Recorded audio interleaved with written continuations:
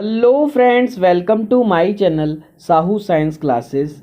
आज की video BSc first semester physics वालों के लिए है, जिसमें हम आपकी न्यूटोनियन मैकेनिक्स यानी कि फिजिक्स की सेकंड बुक की जो पहली यूनिट है उसके मोस्ट इम्पॉर्टेंट क्वेश्चंस को करने जा रहे हैं। इसमें से आपके क्वेश्चंस पक्का फंसने वाले हैं, तो आइए वीडियो को शुरू करते हैं।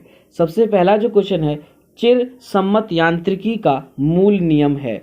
तो चिर सम्मत यांत्रिकी का जो मूल नियम है तो वो है आपका पहले का ऑप्शन नंबर बी, न्यूटन का द्वितीय नियम। जी हाँ, आपका जो मूल नियम है वो न्यूटन का द्वितीय नियम है। नेक्स्ट क्वेश्चन की बात करते हैं। तो नेक्स्ट क्वेश्चन है, न्यूटन के गति का प्रथम नियम परिभाषित करता है। तो आप सभी को पता है कि जो न्यूटन का प्रथम नियम है वही जड़त्व का नियम भी होता है, यानी कि यदि कोई वस्तु विराम में है तो वह विराम में रहेगी, और यदि वह गति की अवस्था में है तो गति की अवस्था में रहेगी, जब तक कि उस पर कोई बाह्य बल ना लगाया जाए। नेक्स्ट क्वेश्चन है थर्ड, न्यूटन की गति का प्रथम नियम परिभाषित करता है। तो न्यूटन की गति का प्रथम नियम किसको परिभाषित करता है? बल को परिभाषित करता है, ये बात आप जानते हैं। न्यूटन की गति के द्वितीय नियम अनुसार सेकंड नियम क्या कहता है? किसी पिंड पर आरोपित बल अनुक्रमानुपाती होता है। आपको पता है जो बल होता है F, वो न्यूटन के द्वितीय नियम के अनुसार dp/dt के अनुक्रमानुपाती होता है, यानी कि संवेग परिवर्तन की दर के अनुक्रमानुपाती होता है।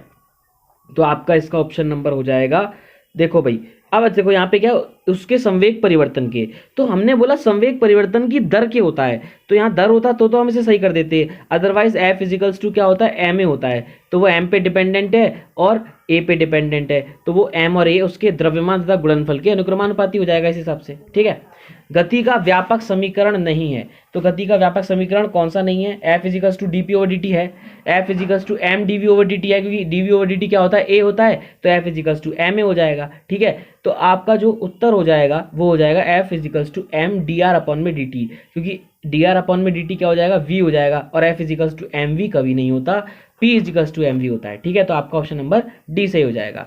नेक्स्ट है, एक चलती हुई कार के पहिए की परिधि पर स्थित एक कण का पथ जमीन पर स्थित प्रेक्षक को प्रतीत होगा। तो कैसा प्रतीत होगा भाई? चलती हुई कार है ना, और पहिए की परिधि पर स्थित एक कण का पथ जमीन पर स्थित कोई प्रेक्षक देख रहा है, यहाँ पर जमीन पर स्थित है, तो उसको वो कैसा महसूस होगा? तो वो उसको साइक्लॉइड महसूस होगा। कैसा? साइक्लॉइड महसूस होगा। ठीक है, नेक्स्ट है, एक प्रक्षेप्य की गति का पथ दूसरे प्रक्षेप से देखने पर प्रतीत होगा। भाई देखो, यहाँ से एक वस्तु फेंकी गई प्रक्षेप, और यहाँ से एक वस्तु फेंकी गई, तो इस पॉइंट पे वो एक साथ फेंकी गई, यहाँ से और यहाँ से, तो जब वो जाएंगी तो वो उसे सरल रेखा में दिखाई देगा, क्योंकि वो उसी के साथ चल रहा है। तो यहाँ पे उसका उत्तर कौन सा हो जाएगा? आपका उत्तर हो जाएगा, ये आपका उत्तर हो जाएगा सरल रेखीय। ठीक है, सातवें का ऑप्शन नंबर डी सही हो जाएगा। नेक्स्ट है, एक चलती हुई कार के पहिए की परिधि पर स्थित एक कण का पथ कार में बैठे हुए प्रेक्षक को दिखाई देगा। तो कैसा दिखाई देगा भाई? कार में जो बैठा हुआ है उसको जो कैसा दिखाई देगा? उसको दिखेगा कि घूम रहा है पहिया, तो यानी कि वृत्ताकार दिखाई देगा। ठीक है, नेक्स्ट क्वेश्चन है, एक स्थिर क्षैतिज वेग से चलते हुए हवाई जहाज से एक पत्थर का टुकड़ा छोड़ा जाता है। भाई हवाई जहाज ऊपर उड़ रहा था और यहाँ से एक पत्थर जो है, पत्थर का टुकड़ा वो छोड़ा गया, तो पृथ्वी पर खड़े हुए प्रेक्षक, जो पृथ्वी पर खड़ा हुआ है प्रेक्षक, नीचे पृथ्वी पर खड़ा हुआ है, उसको पत्थर का पथ दिखाई देगा। तो पत्थर का पथ कैसा दिखाई देगा उसको भाई? परवलयाकार, क्योंकि इस तरीके से दिखाई देगा। ठीक है, परवलयाकार दिखाई देगा। नेक्स्ट है, समान वेग से चलते हुए जहाज से एक पत्थर गिराया जाता है, पायलट द्वारा देखा गया पत्थर का पथ होगा। तो पायलट द्वारा जो देखा जाएगा, पायलट को तो भाई सीधी रेखा में दिखाई देगा, तो इसका उत्तर हो जाएगा ऑप्शन नंबर बी। ठीक है, एक बालक m द्रव्यमान तथा L लंबाई की एक जंजीर को, जो कि ऊर्ध्वाधर लटक रही है, एक छत के ऊपर से खींच रहा है, उसके द्वारा जो किया गया कार्य होगा। तो भाई ये न्यूमेरिकल, मैंने लास्ट एक वीडियो है मेरी, उसमें मैंने बताया था कि इसका जो उत्तर होगा इसका न्यूमेरिकल का, वो आपका हो जाएगा mgl। ठीक है, सिंपल है, mg इंटू में l, या फिर मैं आपसे बोलूँ l लंबाई है, यानी कि जितना विस्थापन होगा, जितनी लंबाई है उतना ही विस्थापन होगा। तो w इजिकल्स टू क्या होता है भाई? f इंटू विस्थापन बल गुणा विस्थापन, तो ये तो लंबाई हो गई, और f इजिकल्स टू क्या होता है? mg। तो आपका उत्तर हो जाएगा mgl। ठीक है, संरक्षी बल क्षेत्र में किस कण की डैश, उसके बाद क्या है? तो 12 का आपका जो उत्तर हो जाएगा भाई, गतिज ऊर्जा नियत रहती है, स्थिति ऊर्जा नियत रहती है, ऊर्जा फलन नियत रहता है। ऊर्जा का नियत रहना आवश्यक नहीं है, तो जो ऊर्जा फलन होता है, ऊर्जा का जो फंक्शन होता है वो नियत रहता है। नेक्स्ट है एक संरक्षित क्षेत्र में, भाई क्या एक संरक्षित क्षेत्र में क्या कंडीशन दे रखी है, तो एक संरक्षित क्षेत्र में आपकी जो यांत्रिक ऊर्जा है वो हमेशा संरक्षित रहती है, ठीक है। नेक्स्ट है आपका गुरुत्वाकर्षण बल होता है, तो गुरुत्वाकर्षण बल जो होता है वह संरक्षी होता है, ठीक, कैसा होता है, संरक्षी होता है। उसके बाद है 15 गुरुत्वाकर्षण बल स्थिर वैद्युत बल होते हैं, तो गुरुत्वाकर्षण बल अभी हमने पढ़ा, गुरुत्वाकर्षण बल कैसा होता है, संरक्षी होता है, लेकिन स्थिर वैद्युत बल ये केंद्रीय बल भी होता है, ये व्युत्क्रम वर्ग नियम बल भी होता है, तो ये क्या हो जाएगा, ऑप्शन नंबर डी हो जाएगा, ठीक है। किसी बल का कर्ल शून्य है तो वह बल होगा, भाई किसी का अगर कर्ल शून्य है तो वह कैसा, संरक्षी निकलेगा, है ना, कैसा होगा, संरक्षी होगा, ठीक है।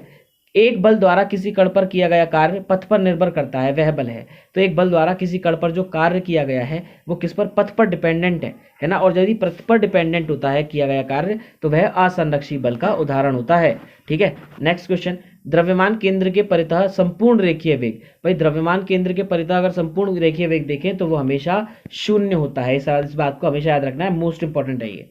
यदि किसी कण निकाय पर कोई बाह्य बल नहीं लग रहा हो तो संरक्षित रहेगा, तो आपका जो रेखीय संवेग है वो हमेशा संरक्षित रहेगा, क्योंकि बाह्य बल नहीं लग रहा होगा, यानी कि P में कोई चेंज नहीं आ रहा होगा तो वो संरक्षित रहेगा, ठीक है। रेखीय संवेग संरक्षण का नियम तुल्य है, तो जो रेखीय संवेग संरक्षण का नियम होता है वह न्यूटन के तृतीय नियम पर आधारित है, न्यूटन का तृतीय नियम उस पर आधारित होता है, ठीक है। तो आपका ऑप्शन नंबर सी हो जाएगा। यदि एक बम 4 भागों में फट जाए तो संरक्षित रहने वाली राशि होगी, भाई 4 भागों में अगर वो फट जाए, कितने भागों में फट जाए, तो उसमें जो संरक्षित रहेगा वो क्या रहेगा, तो जो संरक्षित रहेगा उसका संवेग हमेशा संरक्षित रहेगा।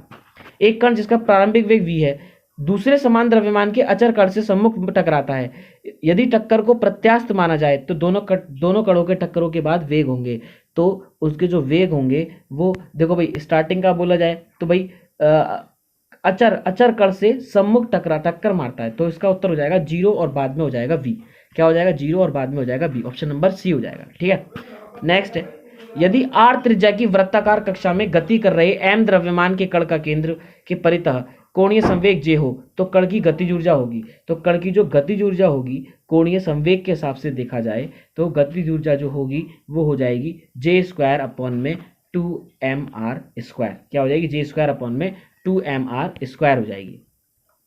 एक द्रव्यमान m x अक्ष के समांतर अचर वेग से गतिमान है, मूल बिंदु के सापेक्ष इसका कोणीय संवेग, भाई कैसा, अचर वेग से वो गतिमान है, ठीक है। अचर वेग से यदि गतिमान है तो आपका ये जो मूल बिंदु के सापेक्ष कोणीय संवेग होगा ये भी क्या रहेगा, अचर ही रहेगा, ठीक है, अचर ही रहेगा, क्योंकि हम जानते हैं v = r ओमेगा होता है, वो उस पर डिपेंडेंट करता है, ठीक है, डिपेंडेंट होता है। ग्रहों की परिभ्रमण गति में नियत रहता है, तो ग्रहों की परिभ्रमण गति में जो नियत रहता है वह कोणीय संवेग रहता है, हमेशा याद रखिएगा, ठीक है।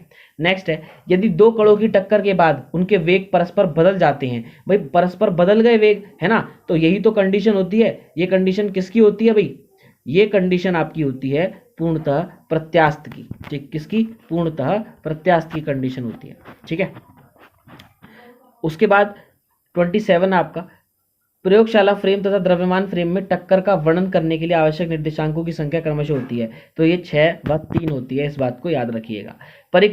प्रकीर्णन परिक्षेत्र की विमाएं होती हैं, तो प्रकीर्णन परिक्षेत्र की जो विमाएं होती हैं वह आपकी क्षेत्रफल की होती हैं, ठीक है।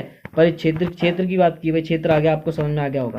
प्रयोगशाला फ्रेम की तुलना में किसी निकाय की प्रारंभिक गतिज ऊर्जा द्रव्यमान केंद्र फ्रेम में होती है, कैसी होती है भाई, आपका 29 का उत्तर हो जाएगा, कम होती है। अप्रत्यास्थ संघट्ट में संरक्षित रहता है, तो अप्रत्यास्थ संघट्ट में क्या संरक्षित रहता है, रेखीय संवेग संरक्षित रहता है। तो आज की वीडियो में हमने मोस्ट इंपॉर्टेंट पहले यूनिट के आपकी न्यूटोनियन मैकेनिक्स के क्वेश्चंस करे, तो अपने फ्रेंड्स के साथ शेयर करिएगा अगर अच्छा लगा हो तो, और किसी के लिए अगर हेल्पफुल हो तो शेयर कीजिएगा, और चैनल पर नए हैं तो चैनल को सब्सक्राइब कीजिएगा। मिलते हैं बहुत जल्द नेक्स्ट वीडियो में। Goodbye guys.